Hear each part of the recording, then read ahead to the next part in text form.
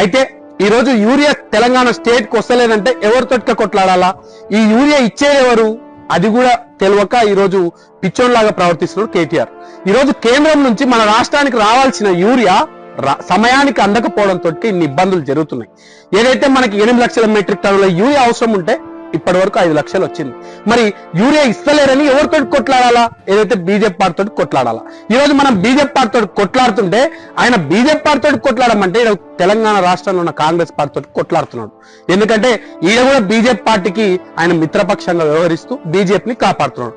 ఇలా చెప్పుకుంటూ పోతే ఏ సమస్య అయినా కానీ బీజేపీని వెనకలేసుకురావడం, ముందరికి వచ్చి కాంగ్రెస్ తిట్టడం ఈయనకు అలవాటు అయిపోయింది. ఇప్పుడు యూరియా సమస్య కూడా ఏదైతే తెలంగాణ రాష్ట్రంలో ఒక్కటే కాదు, ఏదైతే భారతదేశంలో ఏ రాష్ట్రంలో కూడా ఇప్పుడు యూరియా కొరత ఉంది. నిన్న చూసినాం పార్లమెంట్ లో మన ఎంపీలు, కాంగ్రెస్ పార్టీకి చెందిన ఎంపీలు కొట్లాడితే ఏదో నిన్న ప్రకటన చేసినట్టు ఉన్నారు. మరి 8 మంది బీజేపీ ఎంపీలు ఉన్నారు, దానిలోకెల్లా 2 కేంద్ర మంత్రులు ఉన్నారు. మళ్ళా వీళ్ళు ఏం చేస్తున్నారు? తెలంగాణ రాష్ట్రానికి యూరియా తీసుకురాకుండా మళ్ళీ వీళ్ళని ఎందుకు ప్రశ్నిస్తలేడు కేటీఆర్? ఎందుకంటే బీజేపీ బీఆర్ఎస్ దోస్తులు.